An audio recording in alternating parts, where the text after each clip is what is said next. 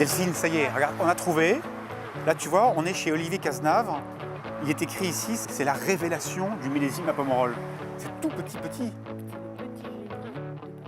C'est tout petit. Ah, voilà. Bonsoir. Bonjour. Bienvenue. Et c'est lui, regarde. C'est moi, Il est sur la avec photo. mon chien. Voilà, bienvenue en tout cas dans mon immense chai. Ah, dis donc, ouais, ça change de ce qu'on a vu. Voilà, hein. ça change un petit peu des monuments bordelais. Oui. C'est un petit peu le principe du garage, quoi, du vin de garage.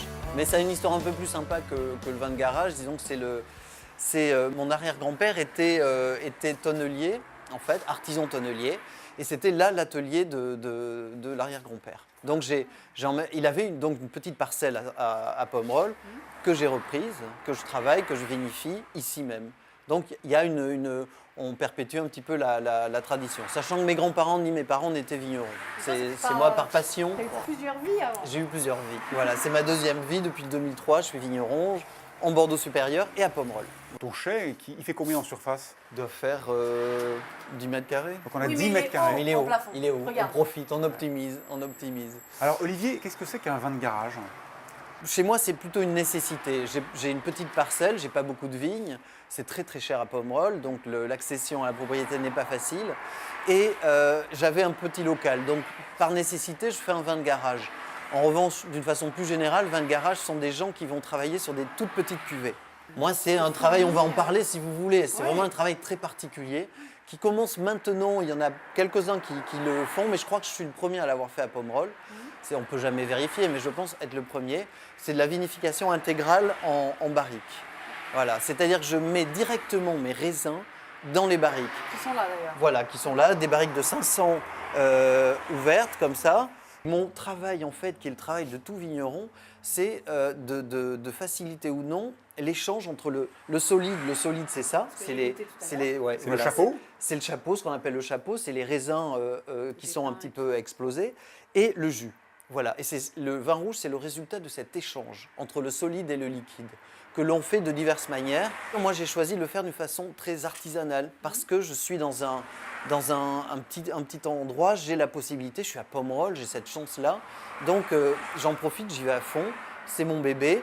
Je fais les choses. On voit là, je travaille qu'avec mes mains et ça, c'est le pigeur. Ça, c'est un pigeur en fait. Tu vois, j'enfonce le marc. Et le C'est vin assez beau remonte. à voir, je trouve.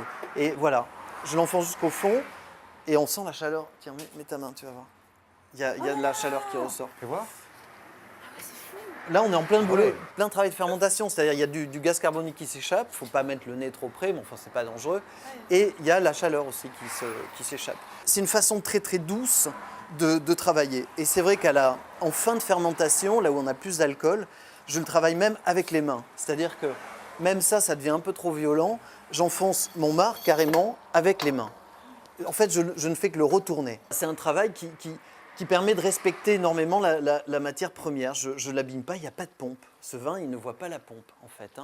Il le voit plus tard quand il est fini pour la mise en bouteille, pour des choses comme ça.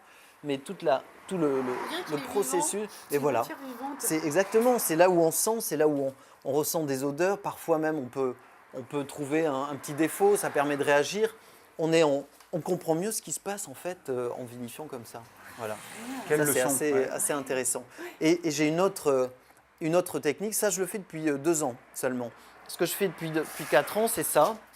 C'est la vinif dans des barriques plus petites qui sont sur des roulettes. Et en fait, bon, j'en mets partout, mais c'est pas grave, je les tourne. Alors, préalablement, je sangle la bonde comme ça. Et 4 fois par jour, on va tourner ça dans un sens, dans l'autre. Et après, on libère. Il y a un peu de gaz. Voilà, il y a le gaz carbonique, il faut le libérer. Mais c'est pour ça qu'on met une sangle, sinon ça explose. Voilà. Et donc une fois que tu as pigé, Ouais. tu fais ça quoi? Une fois par jour? Non, 4 fois par jour. 4 fois par jour, ça Ouais, aussi? ouais. Ah, exactement dans le même... Exactement. Ouais. D'accord. Alors en fait, on déguste aussi tous les jours et parfois, si on voit qu'on a assez de matière, qu'on a suffisamment extrait, on arrête, on calme. C'est là où je passe aux mains. Et j'entretiens juste mon chapeau en fait en le retournant. Parce qu'il a tendance à sécher sur le dessus, donc je le retourne pour éviter justement un travail d'extraction supplémentaire. Je veux pas... on va peut-être parler ce soir des vins élégants, des choses comme ça, mais disons que moi je respecte plus la finesse.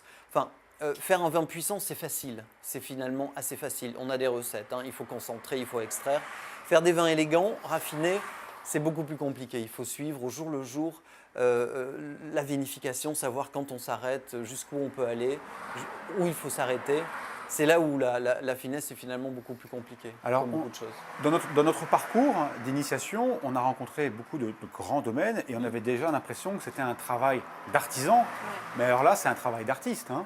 Ouais, De haute non. couture, et c'est pour ça qu'il y a un Oui, mot, voilà, d'artisan. Ouais. Bon, de la haute couture, après, c'est les gens qui jugent en buvant les vins. Bah, écoute, en consommant Olivier, nos vins.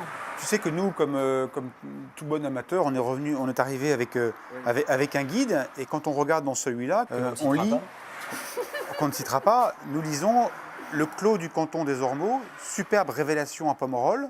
Le vin s'en montre d'une grande élégance, expression fruitée, parfaite maturité, séduisante, moelleux, des tanins complètement aboutis.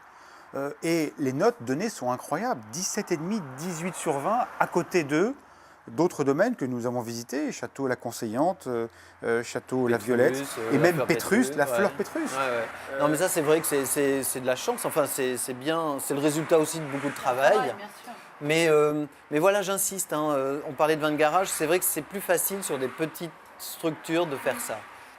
J'aurais 20 hectares, je ne ferais pas la même chose. Ouais. Combien de bouteilles est-ce que tu arrives chaque J'en année à fais produire à peu près 3000. 3000 bouteilles. Ce qui est rien.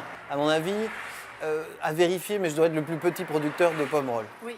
Ouais, C'est- je pense. Ouais. Je pense que je suis le plus petit producteur faisant de la bouteille, etc. à Pomerol. Voilà, ça c'est clair.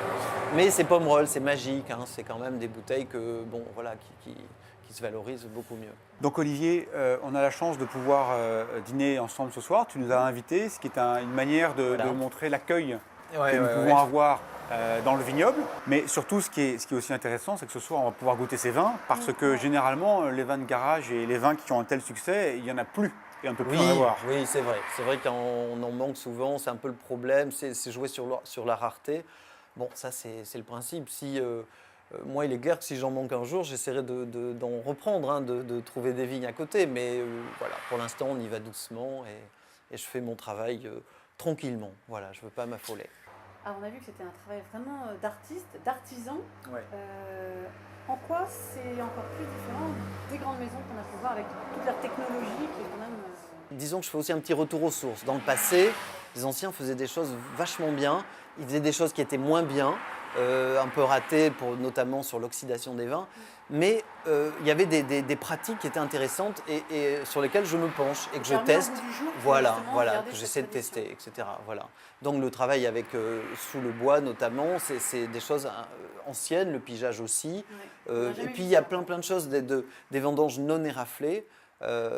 Voilà, sur certains millésimes, c'est intéressant. Bon, tout ça, voilà, c'est des choses sur lesquelles je veux revenir. Et tu fais des expériences Et je fais des justement, expériences, voilà, pour savoir où ça mène. Je sais que c'est pas, ça dépend des millésimes en fait. Hein, on peut pas le systématiser, mais je crois, c'est en tout cas moi ce qui me caractérise. Rien n'est systématisable dans le vin. Il n'y a pas de recette. Chaque millésime, le terroir, c'est quoi? C'est le sol, c'est le climat, et puis c'est moi. En ce qui me concerne, c'est nous trois. Et on doit à chaque fois composer. Le climat change chaque année. Le sol, il évolue. Il répond différemment au climat ou par rapport à ce que je lui fais faire, comment je le travaille. Donc tout ça, il y a une interaction entre ces trois. Et chaque année, on a quelque chose de différent. Moi, je ne veux pas chaque année faire le même vin. J'aime bien surfer sur un millésime. C'est mon expression. J'aime bien jouer sur le potentiel d'un millésime. Mais voilà, il faut avancer, il faut être sans arrêt à l'écoute de ce qui se passe, revenir vers du naturel aussi. C'est vrai que je ne désherbe pas mes vignes, je dois faire 4-5 traitements quand la moyenne elle est plutôt autour d'une dizaine. Tu te souviens de ce que nous a dit Henri Dubosc quand Oui. nous lui avons rendu visite au château Marbuzet? Il nous a parlé de l'amour qu'il avait pour ses vignes en disant que ses vignes lui rendaient bien l'amour qu'il leur portait. Et en te voyant là, avec tes grains de raisin, on te voit, toi, Tes tonneaux. caresser, caresser tes raisins. Ouais, oui. moi j'ai un vrai. masses, Ouais, c'est vrai que la vigne c'est hyper important, hein, c'est fondamental. C'est vrai dans le chai, je suis tout seul, j'ai un stagiaire qui m'aide, mais c'est mon truc. C'est là où je m'éclate le plus, c'est vrai. C'est les raisins, c'est toucher, c'est y aller. Donc quoi. on dit souvent que Pomerol, on l'a appris encore aujourd'hui, ce sont des vins qui sont féminins, qui sont suaves, qui sont charnus, et alors avec la caresse du vigneron. Voilà, la suavité, voilà, exactement. La femme est heureuse. La femme est Le vin heureuse. grandit. Le vin est heureux. Le vin grandit. Oui, c'est exactement ça. Non, non, C'est bon ça. mais là, je vous propose maintenant de partager une petite côte de bœuf ensemble sur les sermons de Pomerol. Hein Ah bah Allez, on y va. C'est parti.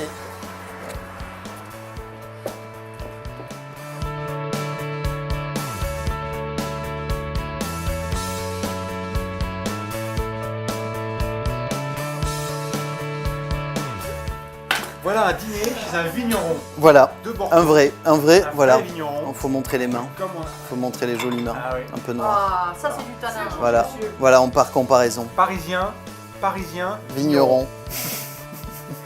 Alors ça. Et là, en fait, on commence le dîner avec ma cuvée sur Bordeaux, enfin Bordeaux supérieur à Arvers, là où nous sommes situés. Et pour finir ensuite sur le Pomerol. Ce que moi, je m'attache à faire, c'est faire des vins qui soient à la fois, qui aient à la fois une capacité de garde importante et qui soient aussi bons jeunes. Marc, faut que tu manges un petit peu aussi, hein. Faut décrocher. Hein. Faut arrêter.